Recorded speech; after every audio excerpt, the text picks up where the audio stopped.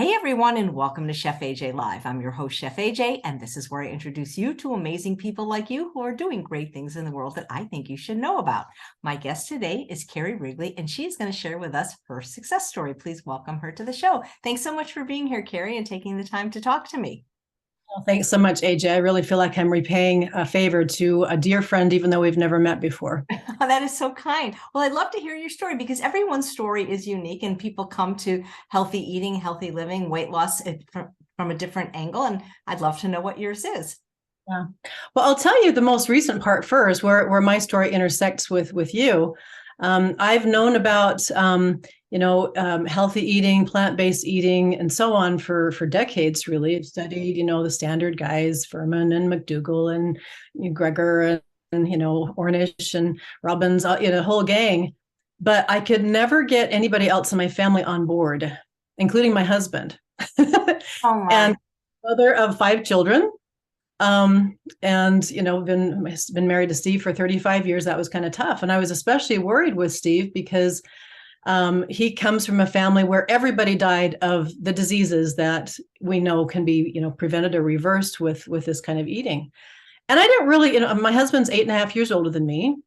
And so when I married him, I already had to kind of factor that in of how many years will I have to be a widow if I marry this older guy?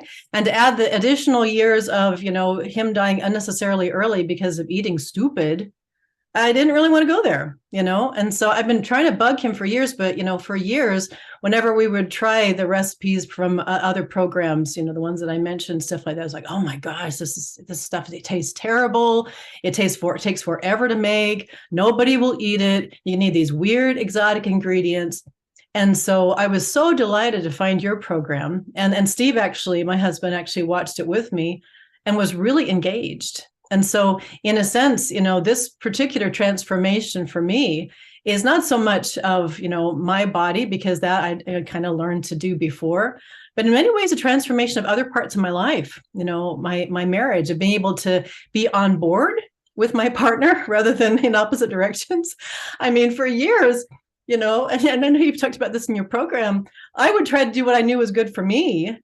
But I literally felt so often sabotaged as he'd bring home, the big gallon of ice cream or the really delicious smelling donuts or the big Papa Murphy's pizza with everything on it, including all the cheese and everything else. I'm like, honey, I can't eat that. He's like, well, that's your problem, And so to be able to have, a program like yours that engaged him, because, in the last, 5 years or so, he lost both of his parents and all 4 of his grandparents. Meanwhile, my parents are alive and kicking, and they're not that much different in age, but his parents did the standard American diet thing and eating too much meat and drinking and not being very active and that kind of stuff. And they died horrible deaths, horrible, long, extended deaths of completely unnecessary diseases. And he saw that as well as I did. And I've been worrying about that for years. Meanwhile, my parents are, I think, 80 and 84 respectively.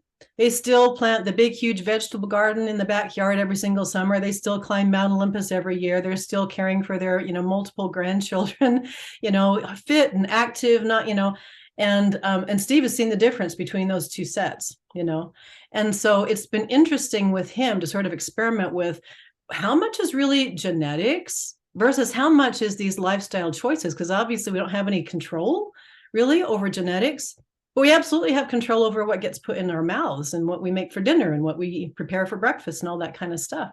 But until your program, it wasn't feasible to really go there with him. He'd kind of grumble, they'd make, the vegan version of tacos rather than the real thing or whatever. And, for years, what we did with our family was we'd do the mom version that had the healthy stuff, the beans and the vegetables and the whatever. And then we do the regular stuff with the meat and the cheese that everybody could top, But it wasn't until your program that I learned how to make, quote, the healthy stuff taste as good as the regular stuff, That's important. That's really important. It's hugely important. I mean, if I was just living by myself and I only had to think about what I eat, then there's no question. I know what's good for my body. I know what, produces those results. But since I'm not just in charge of my own eating, I haven't been free to just only do that. And until I, ran into your program, I didn't know how to do it in ways that anybody else, including my husband, would engage with, And so that's been part of my story, over this past year since I met you, and just a delightful part, How did you even find me? I don't even remember. I think it was probably from John and Ocean Robbins's yearly symposium or whatever that they do, where they have all the different guests and they have all the different little, here's our bonus thing here.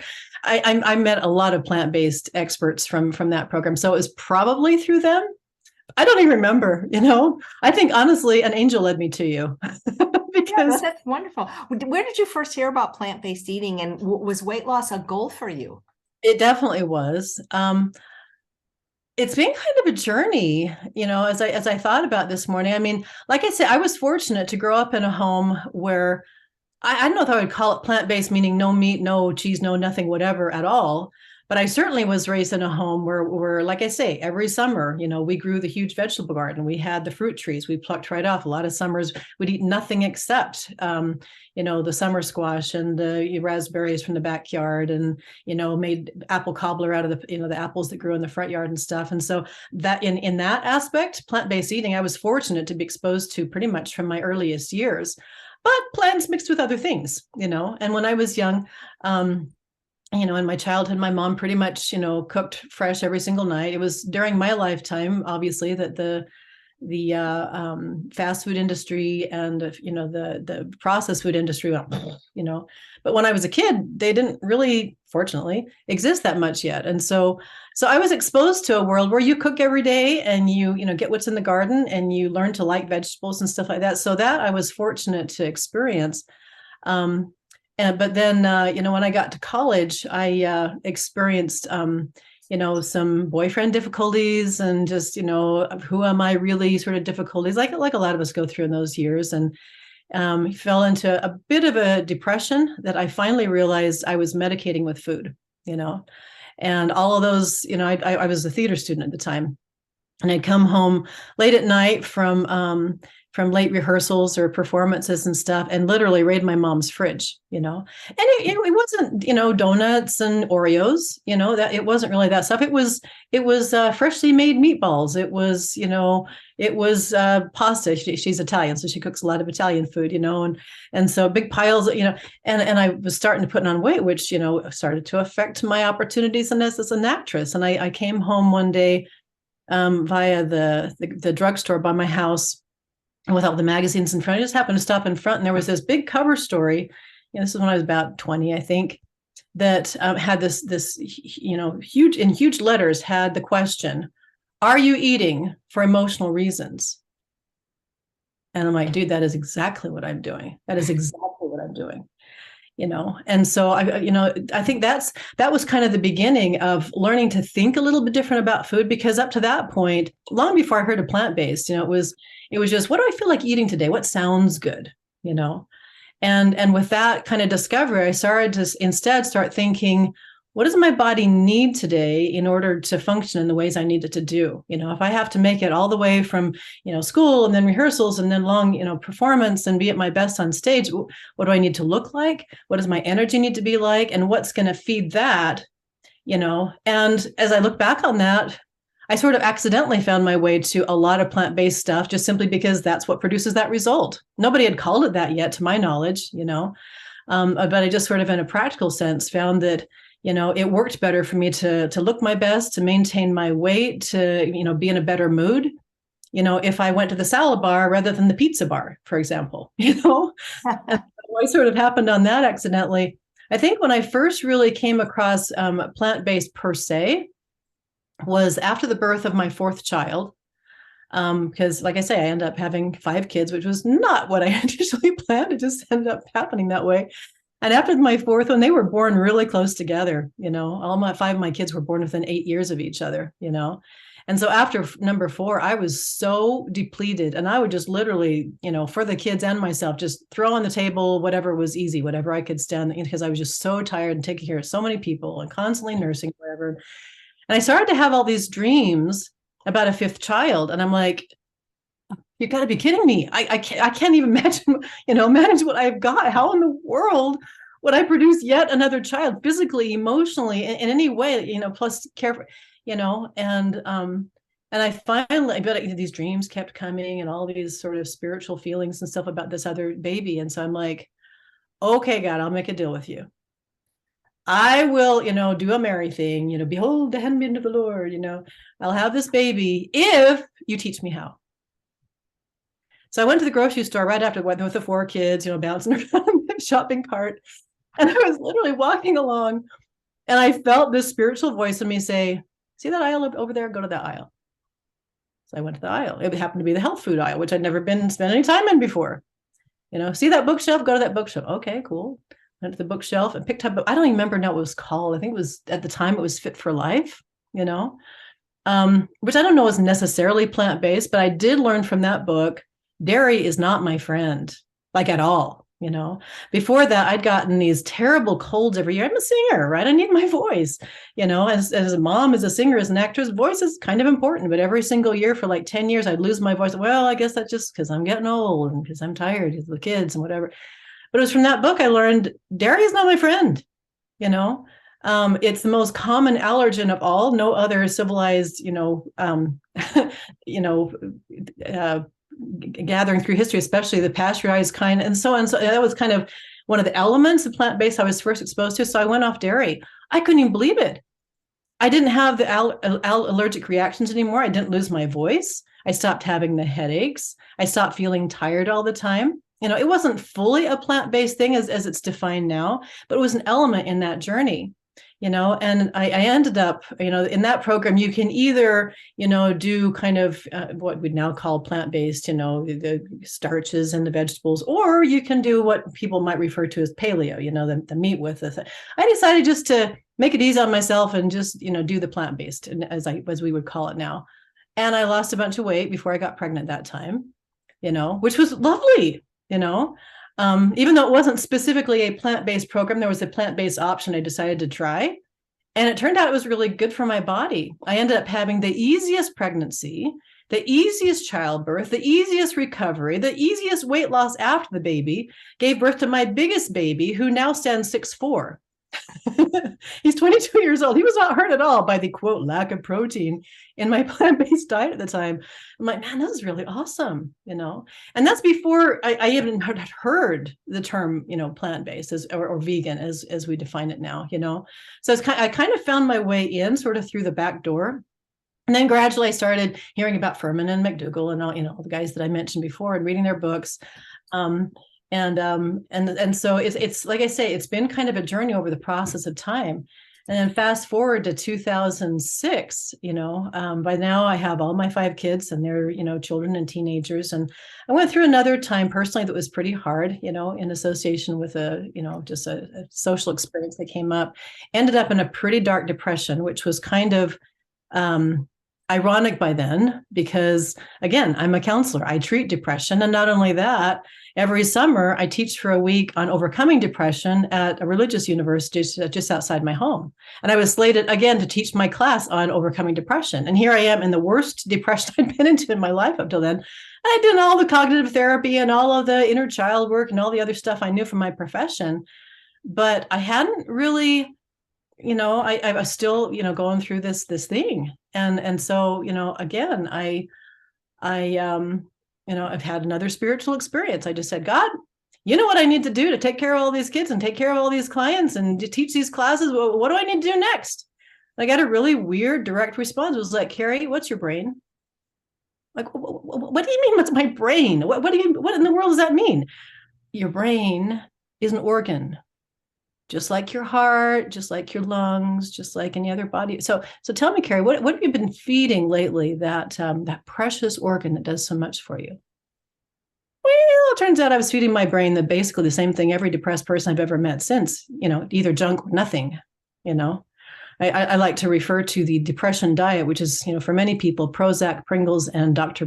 Coke, or Diet Coke, And I realized, as I started researching, it was just such a new idea to me that there could be any relationship between that thing I was now an expert in, being a counselor and helping people with mental health problems, and diet, what, so I started to look it up. I Googled it. By that time, 2006, Google was kind of on the map. And so I literally Googled diet and depression, or anxiety and diet, different things. I was shocked to see the same things I'd been exposed to years before, the same kind of recommendations for overcoming heart disease or overcoming diabetes or something, stuff like that from Furman, from Gregor wasn't around yet, but, and McDougall and stuff, were the same things people were recommending for preventing and reversing depression and anxiety and mental health issues. I'm like, this is just weird, but it made a weird kind of sense that the same things that would promote health in those purely physical things would also promote health in that essential organ, So once again, I found my way to a much cleaner, much more plant-based diet, much more whole foods diet. And once again, that depression lifted. And once again, I lost weight again. And once again, I was able to go and teach those classes. And so that was kind of, the second major introduction to that. And so, like I said, there's been by little stages, and, finding my way to something as purely, whole food, plant-based, oil-free, all that kind of stuff that you teach. And I looked at your books again this morning and learned, it's been kind of a journey for you too. You didn't find your ideal diet on day one, Right. And so as well, because I think we're about the same age. It's been, I learned this here and I learned this here and I learned this here. And like I say, the thing that I ultimately learned from you after all of these years of discovery is how to actually, after taking all those normal things away that everybody else eats, how do you, the things are good for you, how do you actually eat them? How do you make them taste good? How do you, make them function in ways that work for you and for those around you, rather than it being this constant war, that it was if I tried to do, quote, the healthy stuff and force it on my family without learning how to make it taste good, If I hear you correctly, it's not just about weight loss. It transcends the effects of eating a healthful diet, a health promoting diet transcends just the ability to lose weight and keep it off. Absolutely. And I think it's tempting in the world that we live in, where we're so image oriented, say, show me your before and after picture. Here's this. And that's the only thing we look at. But the things that to me matter more as a person, as a mom, as a wife, and particularly as a counselor is, what's the invisible transformation that's going on the inside?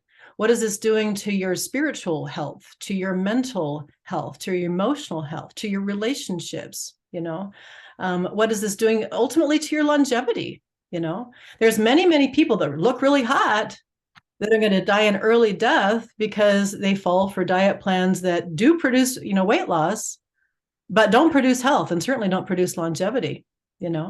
I just celebrated 2 months ago my 60th birthday, and I still do some acting, and my agent isn't sending me the 60-year-old roles. They're still sending me the 45-year-old roles. Awesome. I'm never fantastic. Every time they send me the 60-year-old roles, I fail miserably because I don't look 60 to most people, And that's been kind of a sweet side effect, but the more important side effect is those other things we talked about. Yeah. What were you raised just kind of eating the standard American diet? Oh, yeah.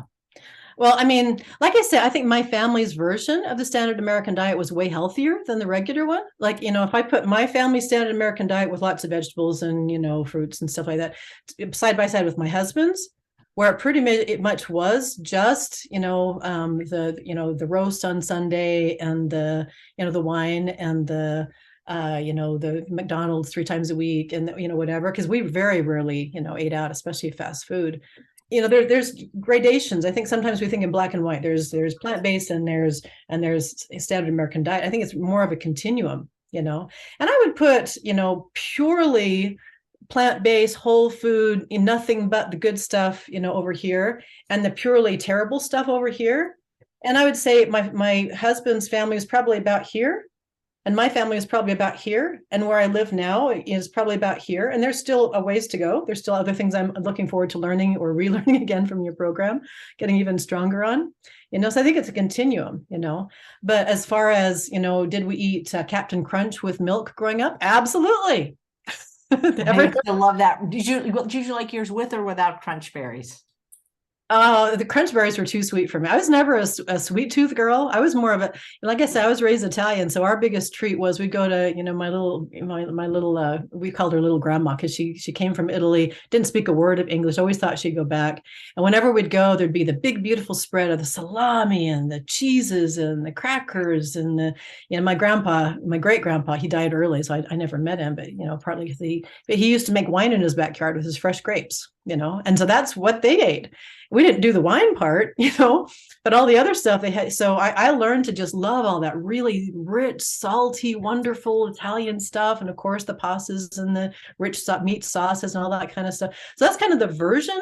It's again, standard American diet isn't just one thing. There's not just one version, but there's no question. Every night we would have the 4 food groups. That was really big when I was growing up. And it was on the school, you have to have your protein and you got to have your carbohydrate and you have a little bit of vegetables, and a little bit of fruit and a little bit of dairy. That's, the 4 food groups, whatever. I grew up totally believing that. And absolutely my mom grew up. That's how we were raised. So these kind of journeys that I told you about subsequent to that, starting in college, were kind of it literally felt countercultural because in my family, in the general community, in the nutritional guidelines that were coming from the government, the 4 food groups was what you were supposed to do if you wanted to be healthy. And we wanted to be healthy. We always wanted to be healthy. So we did what was recommended, and it's been interesting to learn that what's been recommended isn't always so great for your actual health. It's funny, you know what my 4 food groups were growing up, Carrie? Candies, cakes, cookies, pies, maybe a 5th if you count ice cream. Yeah. What methods did you attempt, if any, to lose weight throughout your life? And were they successful or enjoyable or helpful? Yeah. The first method, my mom started to get concerned when I was about 9 or 10, because I was getting a little chunky. Because in my house, if you ate all of the 4 food groups, then you would get to have dessert. And she made dessert every single night. And so I made it a point to make sure I got my dessert. And I was the oldest of 7 children, with 5 brothers. And so she cooked mostly for the boys, lots of carbohydrates, lots of really, rich, flavorful, food. So I did what I was told. I was a good little girl. I ate everything on my plate and then some. And then I had my dessert. And by the time I was 10, I started, I wasn't ever really obese, but I was chunky enough that she's like, we need to, before you become a teenager, we need to kind of put you on a diet. So then we did the kind of portion restricted thing, which was hell, because I'd watch my brothers and everybody else in the family still get the dessert, still get the big piles of pasta, still get the whatever. And here I am eating my little pathetic Weight Watchers size portion, it was depressing, And so did I lose weight on it? Yeah. Was I happy about it? No. It was kind of a miserable part of my childhood and started to, I think, like it does for many of us, give me sort of body issues of, I'm going to be fat if I eat that. And, and nobody told me that there was such thing as a way of eating a whole bunch of stuff and still losing weight. That's another thing that was kind of reinforced, obviously, in your program that I've heard from a few other guys right before that. But that was a revelation because, I learned you eat this little, bird-like amount if you don't want to be a fat, ugly girl, And that was really, I think it was pretty destructive, So that was kind of the first thing I tried. And then I mentioned I lost a bunch of weight when I turned 50. I had a daughter that was diagnosed with an autoimmune disorder. And so we went to the doctor, and I'd previously read Furman and McDougall and everything. So I thought, well, maybe we can try a diet-based program, and thinking that they would, recommend that kind of plant-based. No, that's not what they recommended. For her to lose the weight she needed to for her condition and to help her autoimmune disorder, they recommended really what you'd probably call a pretty clean paleo diet, lots of, meat, lots of vegetables, no starches at all, no starches. That's bad. That's the devil, And so I went on that with her to kind of support her with it. And we both lost weight, but I lost a lot of, not a lot, I didn't have a lot to lose, but I, went from maybe a size 8 or 10 to a size 4, which is the first time in my life I'd ever been a size 4. But I was nervous the whole time because I had read, Furman and the gang before, going, what's this doing to my heart? What's this doing to my longevity? Yeah, I look good. It's nice to have the weight gone, but is it really great for a body to stay in ketosis this long? And I actually, at the same time, was doing P90X with Tony Horton. I kind of consider him the father of my 50-year-old body, and Madonna, the mother, even though I hate her music. She was looking really hot and really whatever, and Tony was doing his thing. He was over 50, and Tony's program literally starts with absolutely, the paleo program where you're doing plenty of that, flesh protein, whatever, but don't stay on it too long because it isn't good for you long term. And then you kind of cut it back and add more starches as you deserve it. That's kind of the process. So I did that, but like I say, because I'd been exposed to those other ideas, I'm like, okay, so I'm getting the results that I like, but is this really good for my actual health, for my actual longevity? So it was, again, refreshing and wonderful to learn from you and from others that the same kind of weight loss results can be achieved in a much safer, more sustainable, better for the earth. Because I was also really worried when I was, doing the whole paleo thing. How many innocent animals am I killing so I can look hot? That seemed backwards to me. Yeah, I was getting the desired result of fitting in, size 4 clothes, but at what cost? To my own health, to the environment, to my own peace of mind, and ultimately to my longevity, So it kind of feels like a win-win to run across a program like yours, where it's like you can lose weight and also save the earth and also extend your health and also, get the benefit of anti-cancer, anti-diabetes, anti-migraines, terrible problems at menopause, healthy pregnancy, all of that from the same exact program, That's been such a delicious and wonderful surprise. Well, that's fantastic. I'm glad to hear that you had these results. What drew you specifically to the reboot program? Because I'll do a lot of different classes. I don't even remember. Like I say, it was probably something I saw in John Robbins's, seminar or whatever. It's just like, oh, that sounds cool. And I think part of it, I think I must have taken one of the little sort of bonus, things, and I think you shared one of your recipes. I'm like, man, this is really awesome. You mean there's chefs that do this, that actually make, healthy, boring food taste good? I think that's what drew me to it. The fact that you were a chef. Well, thank you. Thank you so much. You took the program last year, if I remember correctly. Last January. Right about a year. Yeah. What did you like about it? Because different people some people like the, those extended monster live Q&As with Dr. Lyle, Dr. Goldhammer. Some people like it. Right. Because I still had kids at home, honestly, those were sort of useless to me, because if I could catch the half-hour class, I was doing well, So for me, it was more helpful, kind of the, the one-page summaries and or the daily videos, maybe. They were short. They were pretty short for people to digest easily. Yeah, those were the most helpful to me. And like it now, my youngest child actually left home last July because he got married, and so now my husband and I are empty nesters. So I'm actually kind of excited to be able to experience your program again and hopefully watch the longer stuff. Well, what's nice is you can, everything is recorded, but if you can make the live program, or even if you can't, you can still submit questions for the doctors, which is, I think, a lot of people enjoyed that. To be able to do that. Yeah. And I think one of the things, I'm not so much a recipe person, and I read this in your book too, that you're not typically a recipe person either. You kind of a little bit here, a little bit there, whatever. And, I learned to cook from 2 sources. One was from my mom. Well, I guess 3. One was from my mom. That was very recipe based.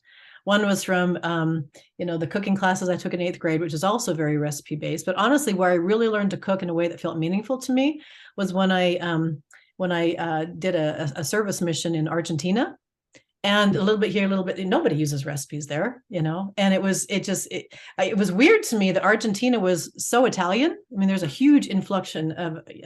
I expect to go and eat burritos the entire year and a half I was there. No, I ate pasta, and to see those women create these amazing soups and So one of the things I've really enjoyed about your program, I appreciate the fact there's recipes for ideas, but mostly what I've appreciated is learning, what kind of ingredients produce what kind of results, and what kind of, so basically I can finally, after 60 years of life, I can finally make a decent soup. I could never make one with a recipe, but weirdly, in learning about different ingredients and my favorite thing, AJ, was, you did a class one time about how to make salad actually taste good. Because I've eaten salad duty. But it was boring. It was the same kind of, I started, of course, with iceberg lettuce because everybody likes, and so it was, later I added the better lettuces and stuff like that. But, I'd have this, the lettuce and a little bit of tomato and maybe a little cucumber and a little sprinkle of carrots, and every single day, every day. Of course, with the Mediterranean diet, heart healthy vinegar and olive oil, because of course you need olive oil. Well, that was another revelation that came really clear through, with your program, was Mediterranean diet is healthier for more people, not because of the olive oil, but in spite of it. And actually, you get more benefit if you leave the oil out and eat all the other heart healthy stuff, the vegetables and the beans and all that kind of stuff.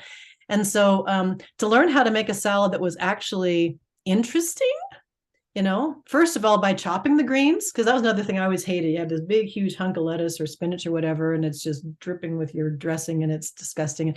But, it's been amazing, just that simple thing of getting a little melaluna and chopping it into little fine pieces and mixing it together with berries and nuts and maybe potatoes or, whole wheat noodles or, just a whole mix of ingredients. So it feels like a whole meal. I did that for lunch today. I did it for lunch yesterday. I'm just singing your praises the whole time, because it's like salad is no longer boring. Another thing I really love that I learned from your program was about vegetables for breakfast. I'd kind of feel drawn to that for years.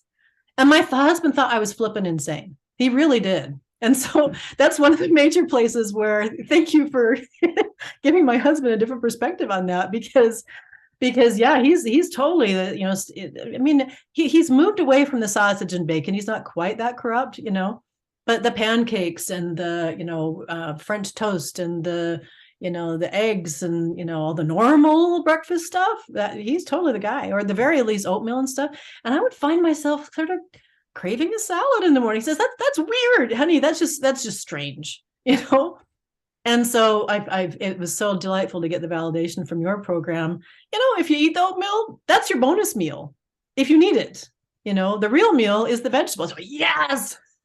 So it's a concept, I think, that people, until they're willing to embrace it, or at least try it for a few weeks, don't understand. And again, I always tell people, do the least restrictive program you can do that'll get you the results you seek. But with so many people coming to me with food addiction, especially sugar addiction, we find that getting those vegetables in first, especially the dark green leafies with the thylakoids, it really combats the cravings for sweets. And, the more I study people from other cultures, like having interviewed Dan Buettner from National Geographic, people, centenarians that live into their hundreds, not necessarily overweight, if at all, or having any food addictions, they all ate savory breakfast. They all ate vegetables as part of their breakfast. And the reality is most people aren't eating enough vegetables. And once you eat, hyperpalatable foods or foods of a higher caloric density, even things like fruits or healthy starches, most people won't go back and eat their vegetables. Mm-hmm. Right. Right. And it was nice from your program to kind of get a sense of starting with vegetables, but kind of, again, I learned to love vegetables from the time I was a little girl, but basically that was something growing up, you'd have a little piece of lettuce and a little tiny bit of tomato on your sandwich. And maybe, well, that's pretty much all it was, I think, growing up. And then for dinner, you'd have, the standard, actually, our most common vegetable growing up was canned corn, or canned peas, which are like death. I would rather die 1,000 deaths and eat another portion of canned peas, especially now that I know nutritionally what they're like. But to eat, fresh, beautiful vegetables all throughout the day, and to know how, starting with the, vegetables for breakfast, whether it be a nice, light, beautiful salad with a bunch of, fruits and nuts and other, stuff like that in it. And then, maybe the spinach in the smoothie, and then, huge, beautiful salad. I said, yeah, and I like to eat lots of food. And so I was so delighted to see tiny little you say, here's what I eat today. I'm like, sweet, that's so awesome. I think that's one of the best things about the program. And one of the things we teach in the very first, week is really caloric density, that you can actually eat more and weigh less when you understand which are the healthiest, most nutrient dense, but also calorically dilute foods. Yeah, that's been delightful. And to make them all taste good and to taste different. So it isn't, the piece of lettuce can taste 20 different ways, once you know about different spices and different things like that. And that's been. Absolutely. Do you want to tell us the kind of things you might eat in a day? Well, like I say, quite often just because I am a busy counselor, I make it a point to eat my big salad, first thing in the morning, weirdly. And I do it, the Chef AJ way with the, chopped greens, with, maybe like this morning, I'll just tell you what I had this morning. I had, I threw into it blueberries and pomegranate, little pomegranate seeds, and, a few sunflower seeds. And I'm going to wait. I'm okay throwing it, some of those healthy fats into it. Of course, the little shredded carrots, cut up baby pea pods, what else did I put in? I had some leftover steamed beets I chopped in, put in. I had some leftover steamed potatoes that I chopped up and put in. Just put a light oil-free dressing on that. And basically that was breakfast. I personally don't find the need for a second breakfast if I do something like that. So if I have time, that's my favorite breakfast. If I don't have time, I usually do a green smoothie, with plenty of spinach and quite a lot of, fruit that isn't too sweet of fruit, maybe a little bit of almond milk, vegan protein powder. So those are probably my two most common breakfasts, and if I do decide to do anything with eggs, which I do once in a while, maybe once every 2 weeks or so, it's a huge veggie omelet with maybe 2 eggs and a massive amount of vegetables, mushrooms and peppers sautéed in water, a little bit of broth, that is, the egg is basically a condiment for the vegetables rather than the major thing, but then, like I say, that's far more, partly because it's just more work. I find the veggie based stuff is actually easier. And then, for lunch, another thing I learned from your program, which has been so delightful, and it's, relevant to my lunches because this happens almost every day, the whole concept of food prep, weekly food prep, crucial. Because one of the things I used to run into all the time was I don't have time to sit and do all these complex recipes and wait for the potatoes to bake or, whatever. And so it's been one of the other really lovely things to do with my husband is every Sunday now, we sit and we make a whole bunch of food together. We chop a whole bunch of greens. We steam a whole bunch of different kinds of vegetables. And we make, a big pot of brown rice. Sometimes we'll make beans. You spend a couple hours doing that, and it lasts us through the whole week, And one of the major things we've learned to do is make not one, but 2 soups. I have 2 electric pressure cookers sitting side by side. And so he does all the chopping for me, and I assemble it all and make it all, put the spices in, make it all taste good. So most often what I have for lunch is something that we prepared on Sunday. Either potatoes with a bunch of veggies on top, or soup, or a salad that's with that pre-chopped lettuce with a bunch of of the steamed vegetables put on top of it, or whatever. So it's almost always some variety of soup, salad, something like that. Yeah, I'm so glad you're not afraid to eat the starch.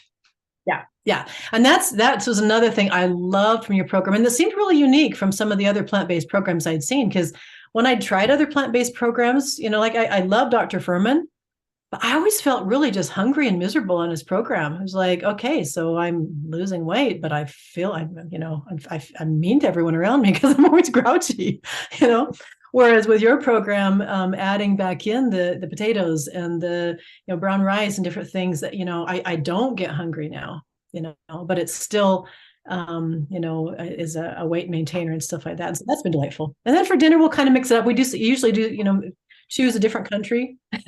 So one day we'll do a stir fry with veggies and brown rice. Another day we'll do a burrito bar with lettuce and avocado and tomato and beans. And Steve will still throw a little bit of cheese on it. Maybe you could buy the vegan cheese and don't tell him. Maybe put it in the regular cheese bag. Maybe, but it's just a little bit of a sprinkle. And most of us getting the good stuff. A lot of days, of course, we'll do Italian. I'll make a really, really lovely, beautiful sauce full of course, the lycopene from the tomato sauces and mushrooms. And we usually make when we do that, it's another thing a lot of times we'll do on those Sunday preps, use my big pressure cooker to make an enormous quantity, stick it in the fridge and eat it throughout the week, Sometimes we'll do Greek, sometimes we'll do something entirely different. Those are the most common things, and every so often, sometimes we'll do American. You'll be craving a hamburger. And so we'll make some sort of little vegan patty and, throw some, potatoes or sweet potatoes in the air fryer and make a, smoothie with it and pretend that it's McDonald's, but, enjoy feeling good about our meal rather than guilty about it. And feel not wake up with a headache the next day. It's win-win. I love that you talked about how important batch cooking is and to always have the healthy food ready, because I think that is really one of the biggest secrets. Absolutely. Yeah, the weeks that we don't do that are the weeks that I'm tempted to go to the restaurants, and I just reread a section in your book today about all the crap they throw in restaurants, and I will say, one of the other things I learned from your program is when you do have to go to a food desert, to a restaurant or to the church event where everybody brings the potluck or whatever, how to choose the best options, the most, the nutrient rich, calorie restricted options that are there So when I do go to Zupa's, for example, I don't get the big sandwich with all the, heavy, meats and the cheeses and the this and that. I get a big, beautiful salad, like I make at home with a bunch of cool stuff in it and, a lot of different fruits and vegetables. If I go to, Cafe Rio, I don't get the, multi-level burrito with all the proteins. I get, the veggie burrito. It's not as healthy as what I can make at home with my own rice and my own beans and stuff like that. But at least I get by, But certainly I'm more tempted to eat out more if I don't already have that stuff at home, because I just don't have the energy or the time every single day to start from scratch. So that's really, you're right. That's one of the huge secrets of success on this. What about keeping junk food in the house? Where do you stand on that? Nope. It doesn't exist. I told Steve point blank, if you want junk, you eat it outside of my house and you throw away the rest of it before you come in. And Christmas, obviously we're just coming out of Christmas and I live in a, nice, friendly neighborhood where everybody shows their love by bringing you poison. It sounds like what they do to nurses at the hospital. That's how they show their love. Yeah. And so, Steve, and it was mostly given to Steve. Steve, my husband is on the school board and he was actually finishing his term. So everybody brought their tokens of their appreciation for his 12 years of service. So you got the peanut brittle over here and several big, huge batches of chocolates. So I'll tell you what I did. And a lot of it, I ended up literally repurposing. I put a bow on it, put, something else with it and give it to the next person so they can either eat or throw away. If it arrives in my house, people know this. People that know me know it will either be regifted or thrown in the garbage can. I will not put it in my body, but I never, ever, ever buy this stuff. Not ever, And if I do on an occasion, like for a birthday or something, we, make a little cake and we buy a tiny portion of ice cream. So that, we have one and only one meal and it's gone. We don't buy the huge gallon that my mom would buy and then you're eating it for the next 2 weeks. And so on the very rare occasions, that we have, the treat food, like for a party, the other people are coming to or whatever, we have to live in the world with other people that don't, do things all exactly the same thing. So in the instances when it's in my house briefly, I make sure it's gone. And if it's not gone, it goes in the garbage can. Yeah, that's it. That's fantastic. What role, if any, did exercise play in your journey? Yeah, absolutely huge. And, I certainly get the best results when I can exercise the most. Like, when I was 50 and I told you the gift I gave to myself was the best body of my life. I absolutely was doing Tony Horton P90X every single day, hour and a half, just killer, and it produced the results, and I did it with his dietary program, which I mentioned starts really, really paleo heavy. But like I say, I worried about what the nutrition part was doing. So the exercise I really appreciated. And I'll always, cherish Tony's program for that, but I was always nervous about the nutritional aspect. And so the pieces that I've kept, I can't always, I live a busy enough life, the 5 kids and a private counseling practice and music and acting things that I do. I can't, I just can't devote an hour and a half every single day of my entire life. But there's not a day that goes by that I don't exercise in some form, when it's nice outside, which it isn't right now. I live in Utah, greatest snow on earth, it's not pleasant to go walking right now. And so I have a little gym that I've built downstairs. It's not as good as when I go to the gym. And especially during COVID, man, I was so grateful I had that thing because we couldn't go to the gym for a year and a half. Right. So I have, a weight bench and some barbells and a whole bunch of programs, video programs. My secret favorite is, it's called Hip Hop Abs. Shaun T does it. And you're kind of, doing this. You sort of look like a hooker, but it's okay. It's really fun. And a lot of times what I'll do is, one of Steve's and my habits now, we end the night by watching some dumb thing on Netflix or, right now we're watching old DVDs of Quantum Leap back from the 70s or whatever it was. We watch one episode and I'm exercising that whole time. I pull out stuff from my weight area, or I pull out, hip hop abs, or I'll do a yoga program. And just, the TV is just kind of in the background. I never, ever just sit and watch TV by itself. If I watch TV, I got to be doing something else, either exercise or folding my clothes or making my healthy prep meals or whatever. I think that's been really essential. And when I can get to the gym, I love it. When I can go on the long walk or the long hike or the long bike ride, that's golden, But I've had to learn. I used to kind of be in this, if I can't do the hour and a half first, I can't exercise. I've since learned if I don't have the hour and a half, okay, maybe most often I have a half hour. And if I don't have the half hour on days that are particularly crazy, I can find the 10 minutes or the 15 minutes, even 10 or 15 minutes keeps me feeling, especially now that I'm 60, I do start to feel pains in my body faster. But if I'm exercising, I don't feel them. It's really weird, So yeah, exercise and then just for mental health. Oh my goodness, keeping mood up, exercise I found to be absolutely crucial. I get cranky. My husband always knows if I haven't exercised because I get mad at him easier, and because again, health isn't just about looking hot. Health is about, the physical and social and emotional and spiritual and relational aspects. And yeah, healthy food and exercise, supports all of that. It's the best deal on earth. If they could package everything that exercise and good nutrition, produces in a pill bottle, it would be by far, the best selling, medication on earth. But because it takes effort and time and thought, a lot of people won't do it. But I do think, it is literally, the fountain of youth and the golden cauldron of happiness in all those different areas to do those two things. Well, so many gems there. First of all, I love that you said that even if you don't have as much time as you think you need, it's still worthwhile to do it. And I love that you did, I don't know what the word is, but I do the same thing. I allow myself a juicy Netflix show, but only if I'm on the spin bike. Right.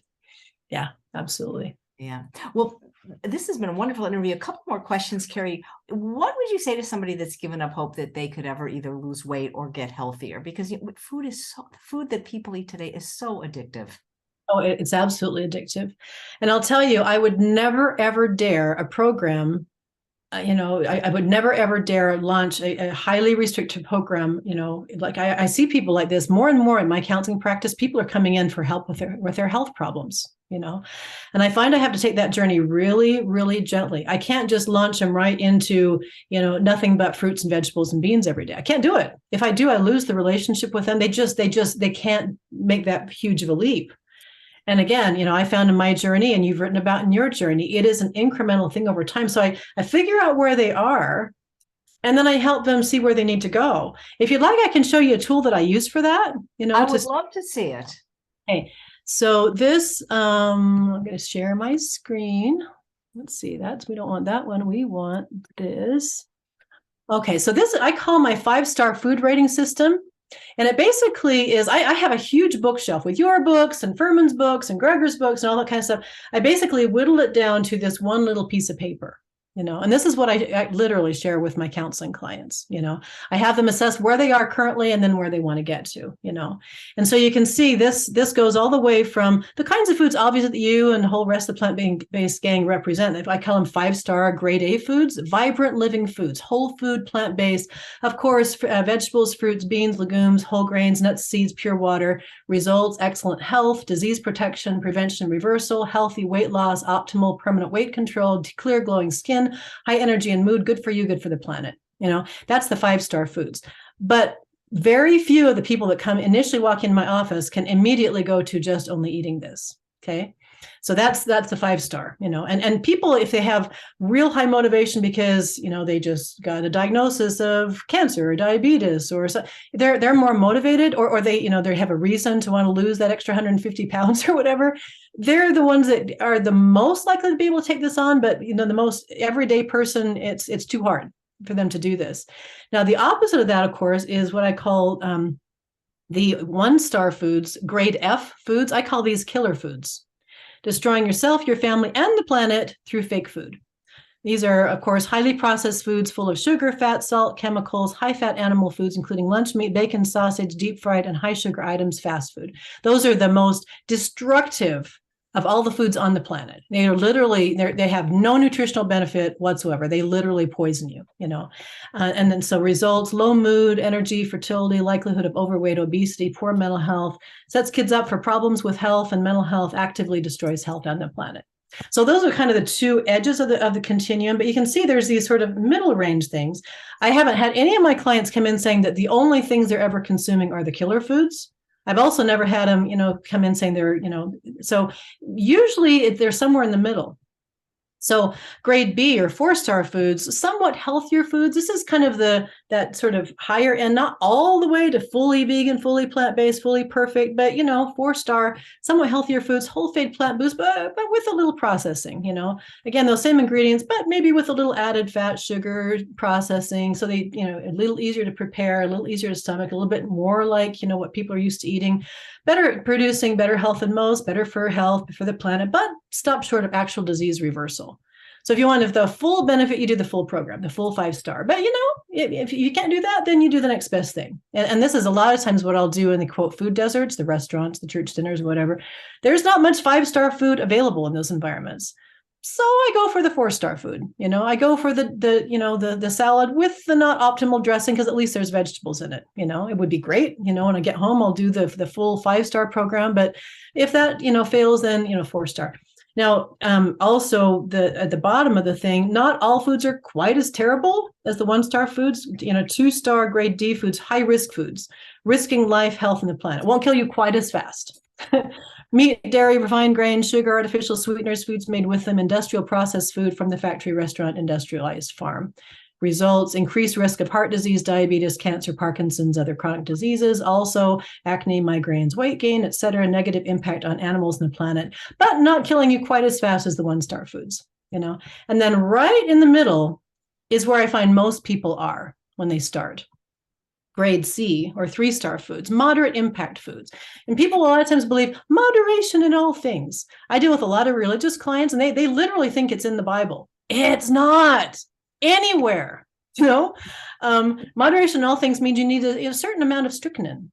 You need a certain amount of murder. That's just not true. There's some things that are just, but we have that really common belief in our culture, moderation in all things, These things are just okay. You have a mixture of healthy foods, the 4- and 5-star foods, but you also have a mixture of unhealthy foods, the 1- and 2-star foods. That's where most of my clients are coming in the door. Results: moderate positive impact from healthy foods and moderate destructive impact from unhealthy foods, And so basically what I have people do is look at this chart and see where they are when they're starting. Now, some of them, they are really, at the D, the 1- or 2-star foods on most of them. And that's kind of a wake up call for them. I'm literally destroying my health and mental health every single, bite I put in my mouth. So if they're there, clearly they need to move up. But, if they're starting here, most likely they're not going to jump to here unless, like I say, they have a devastating, very, very motivating condition that's going to jump them up there. Usually what, I'll have people do is just add more and more of the healthy stuff. How can you add more vegetables to that meal? How can you, if you're eating the Captain Crunch for breakfast, can you maybe throw a little fruit in it? If you've put the whole cow milk on it, maybe try a little almond milk. And so it's kind of moving people gradually up the scale. I find for my clients works a little better than all the way. Now, obviously, it's going to work faster for them and better for them if they can do the all the way jump, like you teach in your program. In my clients, by definition, they're coming in for mostly mental health reasons. They almost all have families they're taking care of. And so the kind of incremental approach, like I kind of found my journey, works better for a lot of them to be able to get there, But there's no question the more dramatic, more, amazing results come when people are able to do, more of the 5-star foods from the very beginning. But that's basically the tool that I use for that. It sounds like you're teaching them good, better, best. Mm-hmm, absolutely. And not even good, better, best. I'm teaching them terrible, not quite as terrible, okay, good, and yeah, best. Yeah, sure. I love it. I love it. Well, thank you for saying that. If somebody was on the fence about, trying this as an experiment, maybe joining the Reboot program, what might you say to them? I would say nothing's going to kill you in 30 days. I mean, even who's the guy that did ate McDonald's for 30 days straight? Oh, that's right. Well, it didn't kill him, but boy, he was already developing, I believe it was non-alcoholic fatty liver disease. Morgan Spurlock, Supersize Me. Supersize Me, yeah. So even something that terrible, even that didn't kill him. And if even McDonald's and for 30 days won't kill you, then definitely trying AJ's program 30 days won't kill you, And it might help you. And we do offer a full money back guarantee if they decide to in the first 2 weeks.